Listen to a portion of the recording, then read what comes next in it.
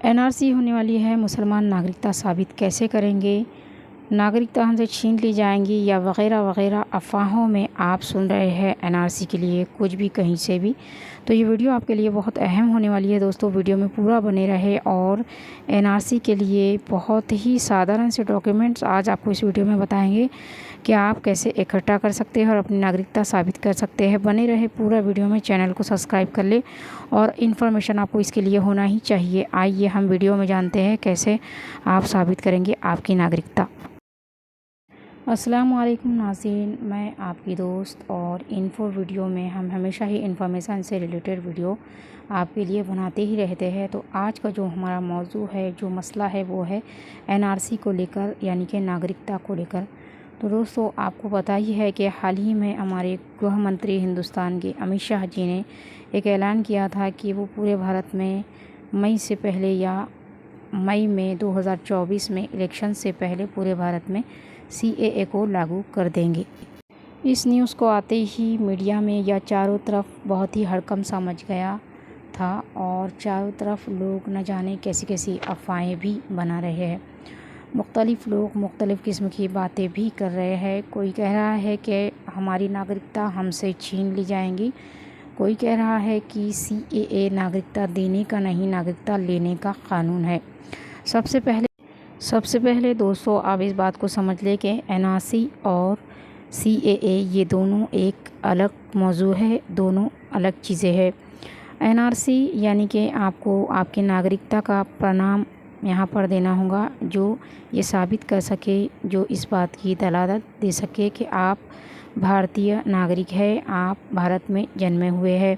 CAA एक अलग चीज़ है दोस्तों, जिसमें आपको यहाँ पर भारतीय होने का आपको सिटीजनशिप मिलेगा, जिसके तहत नागरिकता देने का कानून बनाया गया है। ये बात हम बाद में समझ लेते हैं। आइए हम आपको इसमें बताते हैं। एनआरसी के तहत दोस्तों आपको ये प्रूफ देना होता है कि आप भारत के नागरिक हैं, जो ये दलालत करे कि आप भारत में जन्मे हुए हैं। और ये सिद्ध करने के लिए आपको क्या प्रूफ देना होगा, क्या गवाही देना होगी, या इसके लिए मुख्तलिफ़ कौन से दस्तावेज़ होंगे, आइए हम ये इसके मुताबिक समझ लेते हैं। तो दोस्तों, वो कौन सा दस्तावेज़ है, वो कौन सा कागज़ है, यही हम जानेंगे। और वो कागज़ इस बात की गवाही दे कि आप हिंदुस्तान के नागरिक हो, आपके बाप दादाओं ने हिंदुस्तान को आज़ादी दिलाने में उनका भी योगदान रहा था। ये कोई घुसपैठिया नहीं थे, ये भारत के नागरिक थे और ये आपके दादा परदादाओं से दस्तावेज़ है, जिससे आप तैयारी से चैन से बैठ सके। और दूसरी बात मैं आपको बता दूं दोस्तों कि एनआरसी के डर से अगर आप आपके डॉक्यूमेंट जमा कर रहे हैं और जमा करने की सोच रहे हैं तो आप गलत कर रहे हैं दोस्तों।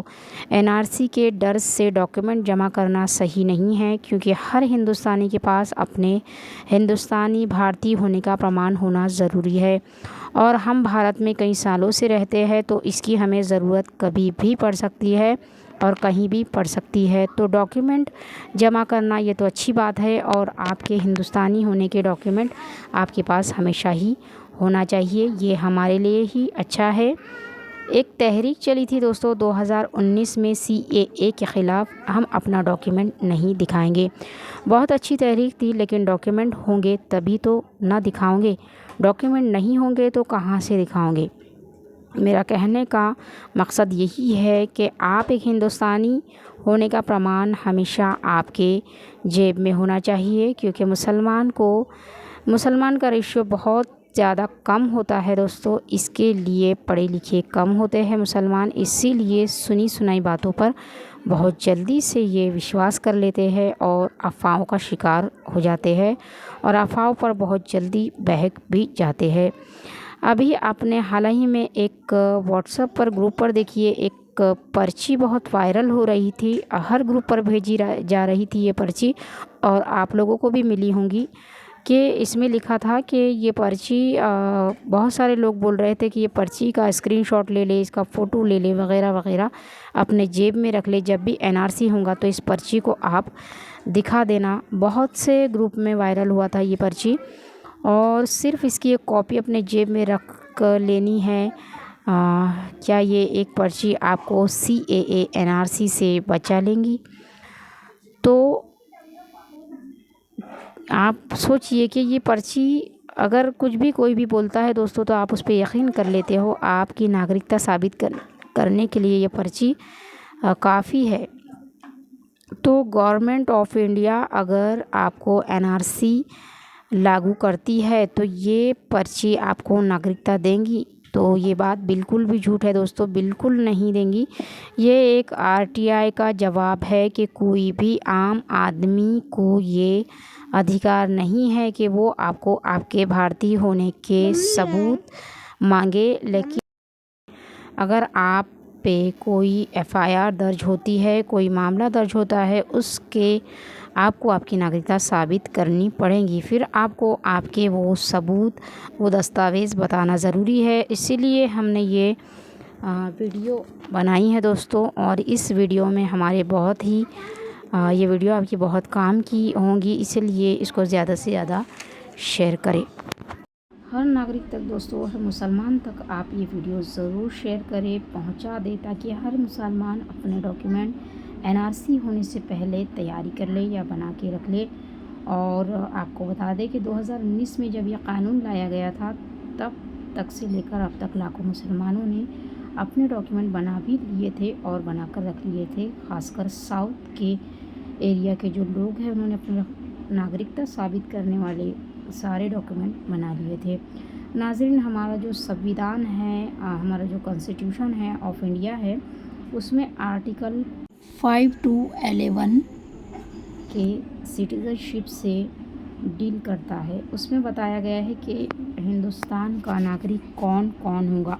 लेकिन चूँकि ये कानून काफ़ी नहीं था, ये आर्टिकल काफ़ी नहीं था, इसीलिए हिंदुस्तान की गवर्नमेंट ने 1955 में इंडिया सिटीजनशिप को एक्ट को पास किया। उसके बाद 1986 और 92 और 2003, 2005, फिर 2015 और 2019 ये सबसे लेटेस्ट है, जिसको CAA कहा जाता है।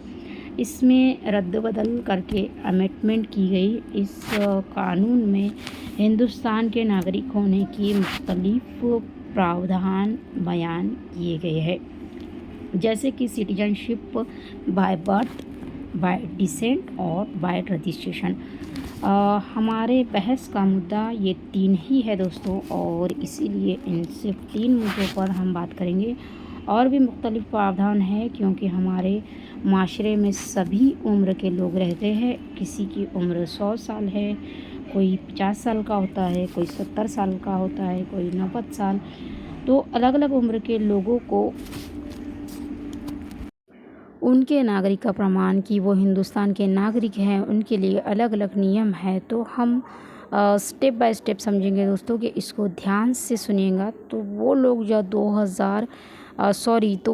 जो 26 जनवरी 1950 को पैदा हुए या उससे पहले, लेकिन 26 जनवरी 1950 को रात को 12 बजे के बाद वो हिंदुस्तान में थे, हिंदुस्तान की सरज़मीन पर थे, उनको सिर्फ़ ये बात का कोई भी प्रूफ देना है काफ़ी होगा। जैसे कि अगर वो आर्मी में थे या किसी सरकारी जॉब पर थे, या फिर कोई भी वोटर ID या फिर कोई भी ID, जैसे कि कोई हॉस्पिटल का कोई कागज़ हो जो कि इस बात की दलालत करता हो कि हाँ, ये शख्स 26 जनवरी 1950 को रात को 12 बजे के बाद हिंदुस्तान में था, वो उसकी नागरिकता साबित करने के लिए काफ़ी है। दूसरा, वो शख्स जो 26 जनवरी 1950 से लेकर 1 जुलाई 1987 के बीच में पैदा हुआ, ये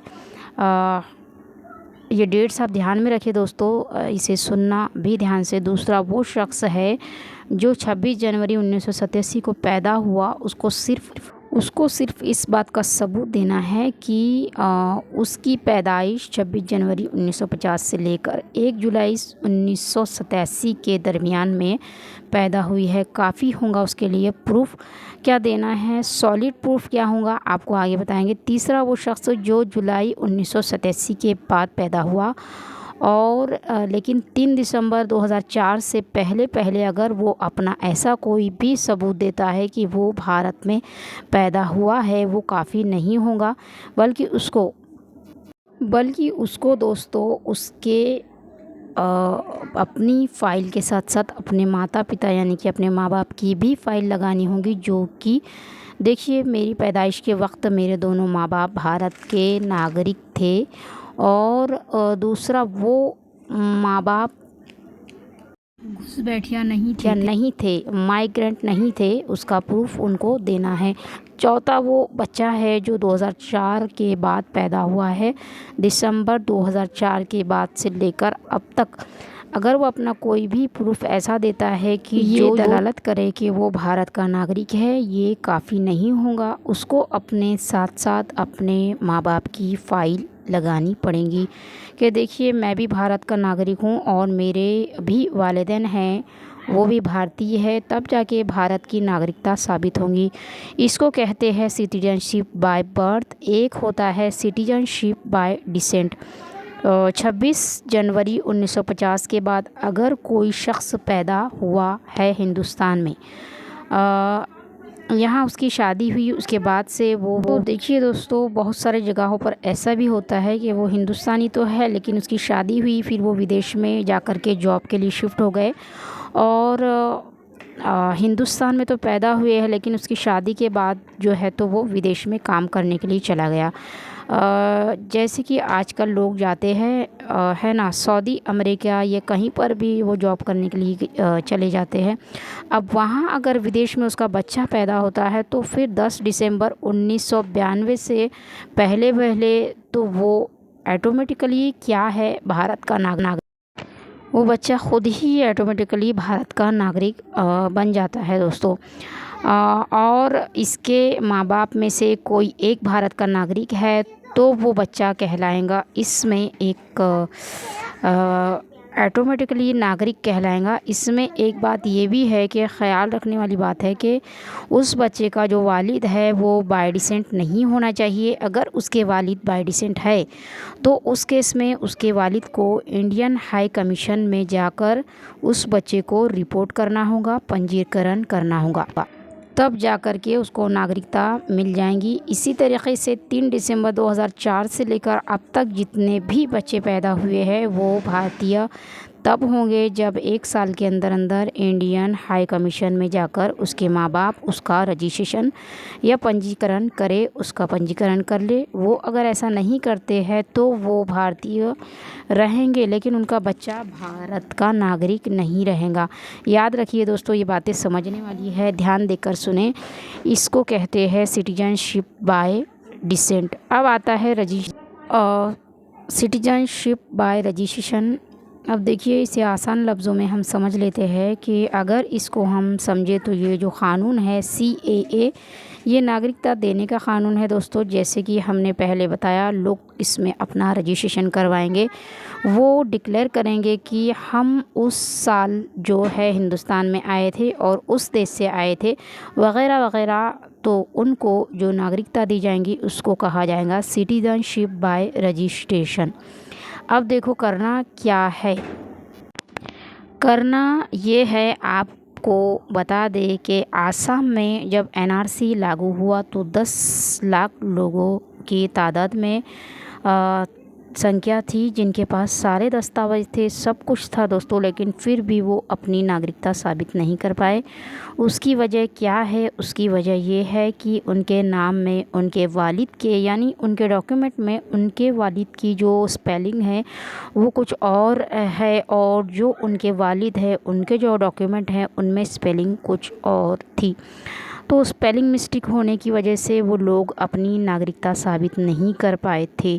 देखिए दोस्तों, ये भी ध्यान देने वाली बात है। तो इसलिए आपको करना ये है कि आप अपने घर जाए, घर के सारे मेंबर्स के डॉक्यूमेंट चेक करें, सब में अपनी भी स्पेलिंग चेक करें, अपने वालिद की भी स्पेलिंग चेक करें। है ना दोस्तों, ये चीज़ें भी बहुत अहम है, हम इसकी तरफ ध्यान नहीं देते। और भाइयों बहनों, मेरे वालिद का नाम सही है या नहीं, स्पेलिंग बिल्कुल डिक्टो सेम टू सेम होनी चाहिए।